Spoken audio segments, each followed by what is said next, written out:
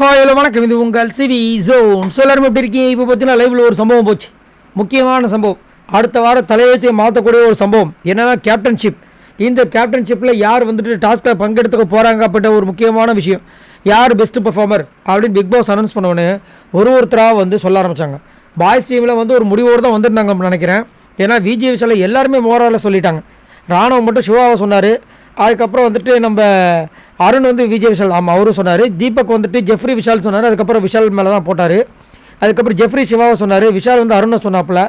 அன்ஷிதாவும் விஷால் தான் சொன்னாங்க. மோஸ்ட்லி பார்த்தீங்கன்னா விஷால் விஷால் விஷால். ஏன் அப்படின்னா இந்த வாரம் முழுக்க பார்த்தீங்கன்னா இந்த வீட்டு பண்ணி டாஸ்க்கு எல்லா டாஸ்க்லையுமே இந்த லாஸ்ட்டாக நாமினேஷன் ஃப்ரீ பாஸ் அதுலேயும் பார்த்தீங்கன்னா விஷால் வந்து செமையாக மாதம் வந்து பண்ணியிருந்தார். அது மட்டும் இல்லாமல் அவரோட கேரக்டரில் என்னென்ன பண்ண முடியுமோ அதை பண்ணியிருந்தார். அதாவது அவரோட பர்சனலாக மார்க் பண்ண விஷயங்களாம் இல்லை, அதெல்லாம் வந்துட்டு ஃபனில் போயிட்டுருக்கு. அதுக்கு உண்டான விஷயங்கள் நாளைக்கு வரும்.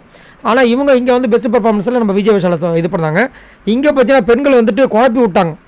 ரயான் வந்தால் பவித்ராவை சொன்னாங்க, ஆனந்தி வந்து சாச்சனா, ரியா வந்து மஞ்சரி, ஜாக்லின் வந்துட்டு பவித்ரா, வர்ஷினி வந்து மஞ்சரி, சவுந்தர்யா வந்துட்டு ரியா, அப்புறம் தர்ஷிகா வந்து மஞ்சரி, மஞ்சரி வந்து சாச்சனா, அதுக்கப்புறம் பவித்ரா வந்து ரியாவை சொன்னாங்க.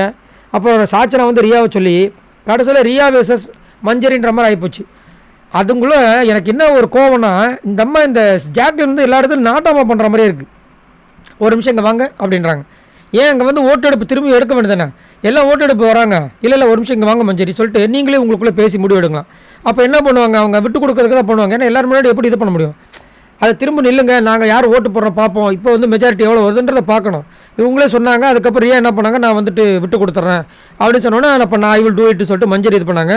ஸோ கேர்ள்ஸ் டீம் சார்பாக வந்துட்டு பெஸ்ட் பர்ஃபார்மராக நம்ம மஞ்சரி வந்தாங்க. உண்மையிலேயே பெரிய விஷயம், சிறந்த தேர்வு, நல்லா சூப்பராக பண்ணாங்க. எனக்கு தெரிஞ்சு அந்த லேடிஸ் அந்த கேர்ள்ஸ் டீமில் நல்லா மஞ்சரி வந்து பண்ணாங்க. வர்ஷினியும் பண்ணாங்க. ஆனால் வர்ஷினி பேரை யாருமே சொல்ல, அது ஒரு வருத்தமாக இருந்தது. இந்த பக்கம் வந்து உண்மையிலேயே விஷால் வந்துட்டு நல்லாவே சூப்பராக பண்ணார். ஸோ அடுத்த வாரம் கேப்டனுக்கு வந்துட்டு இவங்க 2 பேர் தான் மோத போகிறாங்க. மோரார்லெஸ் மஞ்சரி தான் வின் பண்ண போகிறாங்க அப்படின்ற மாதிரியும் சொல்லிட்டு இருக்காங்க. இது எந்த அளவுக்கு உண்மைன்னு தெரியாது, பட் லைவில் ஒரு மாதிரி தெரியும். ஸோ நீங்கள் உங்களோட கருத்தை சொல்லுங்கள். அடுத்த வாரம் யார் வின் பண்ண வேண்டும் கேப்டன்ஷிப் டாஸ்கில், மஞ்சரியா விஜய் விஷாலா? என்னையே கேட்டிங்கன்னா கண்டிப்பாக மஞ்சரின்னு தான் சொல்லுவேன். ஏன்னா விஜய் விஷாலுக்கு வந்து அந்த அளவுக்கு ஸ்ட்ரிக்ட்லாம் கிடையாது, ஜாலியாக அப்படியே எடுத்துகிட்டு போயிடுவார். பெருசாக என்டர்டைன்மெண்ட் கொஞ்சோண்டு இருக்கும், அப்புறம் அவர் ஜாலியாக இருப்பார். மஞ்சரி வந்து கண்டிப்பாக ஒரு சம்பவம் பண்ணுறதுக்கு வாய்ப்பு இருக்குது, பார்க்கலாம். ஸோ உங்களோட கருத்தை சொல்லுங்கள். பாய் நண்பர்லாம்.